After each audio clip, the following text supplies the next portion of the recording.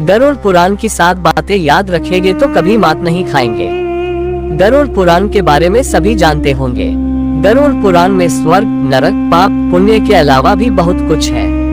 उसमें ज्ञान, विज्ञान, नीति, नियम और धर्म की बातें हैं। गरुड़ पुराण में एक ओर जहां मौत का रहस्य है, जो दूसरी ओर जीवन का रहस्य छिपा हुआ है।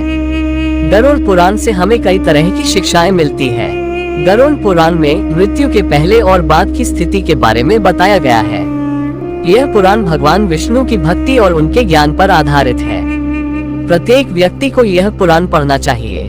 गरुड़ पुराण हिंदू धर्म के प्रसिद्ध धार्मिक ग्रंथों में से एक है। 18 पुराणों में से इसे एक माना जाता है। गरुड़ पुराण में हमारे जीवन को लेकर कई गूढ़ बातें बताई गई है, जिनके बारे में व्यक्ति को जरूर जानना चाहिए। निरोगी काया, संतुलित भोजन करने से ही निरोगी काया प्राप्त होती है। भोजन से ही व्यक्ति सेहत प्राप्त करता है और भोजन से ही वह रोगी हो जाता है। भोजन ही हमारे शरीर का मुख्य स्रोत है। हमें हमेशा आधी से ज्यादा बीमारी इस वजह से होती है कि हम असंतुलित खान पान लेते हैं, जिसके कारण हमारा पाचन तंत्र ठीक से काम नहीं करता है। इसलिए हमें सदैव सुपाच्य भोजन ही ग्रहण करना चाहिए। ऐसे भोजन से पाचन तंत्र ठीक से काम करता है और भोजन से पूर्ण ऊर्जा शरीर को प्राप्त होती है। पाचन तंत्र स्वस्थ रहता है और इस वजह से हम रोगों से बचे रहते हैं। एकादशी व्रत को ग्रंथों और पुराणों में श्रेष्ठ बताया गया है।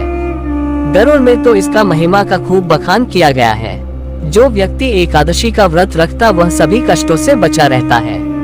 उसे उस व्रत का निश्चित ही लाभ मिलता है। एकादशी व्रत रखने के कुछ नियम होते हैं। इस व्रत को नियम अनुसार ही रखना चाहिए। इस दिन सिर्फ फलाहार ही लेना चाहिए।